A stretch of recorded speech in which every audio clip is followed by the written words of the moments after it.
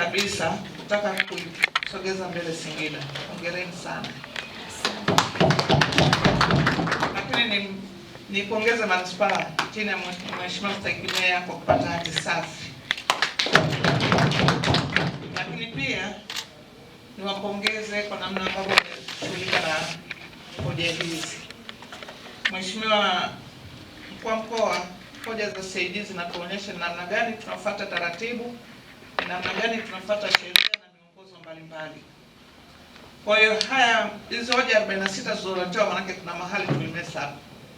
Lakini washukuru, umefuta hoja 30, umebakisha hoja 16 ambazo nazo mkuu wa mkoa amesaidia hapo. Nadhani mpaka ikikaa vizuri tunaweza kubaki na single digit. Ndugu zangu, kubaki na hoja kidogo inawezekana, hasa zile za kisera. Lakini Mheshimiwa Mkuu wa Mkoa, ziko hoja za kisera ambazo pia zinaiumiza halmashauri. Kwa mfano hii kodi ya ardhi, pamoja na kwamba ni hoja CAG, lakini bado ina affect mapato na huduma za halmashauri, kwa sababu ni moja ya eneo ambalo limetengwa kwenye budget kwamba tutakusanya hichi na tutakitumia kwa maeneo mbalimbali. Niombe mimi kwa nafasi yangu kwenye bunge, na nadhani mlisikia nauliza hilo swali kuhusu haya marejesho kutoka serikali kuu na kurudi halmashauri. Lakini na mkuu wa mkoa na rasmi na pia na nafasi ya kushauri. Vinginevyo basi kama nilivyo zitoke, zisiwepo tena kwenye bajeti zetu, ili tujue kuna kitu tujipange wenyewe. Lakini nimependa wazo lako la Mstahiki Meya kwenda kufuatilia. Hii itaonyesha nguvu za kila mahali, kwa hiyo itatuletea nafasi nzuri ya kuweza kunani.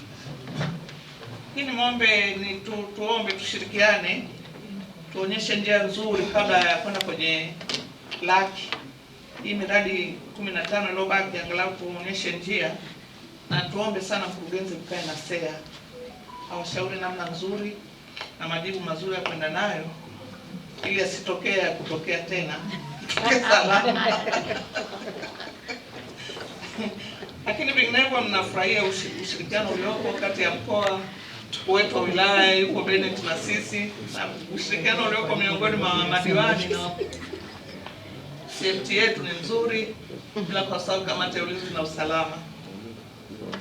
Binafsi niko tayari kutoa ushirikiano, tushirikiane vizuri, tuhakikishe halmashauri yetu inakuwa safi na salama. Tubaki na hoja tu za kisera ambazo mtu akiziona anajua hapa kweli SEA tutashauri vizuri. Ziko hoja zingine ambazo kufanya vizuri huko mbele inafuta hoja ya nyuma. Kwa hiyo kuanzia sasa tujitahidi kufuata sheria, taratibu na miongozo tunayopewa.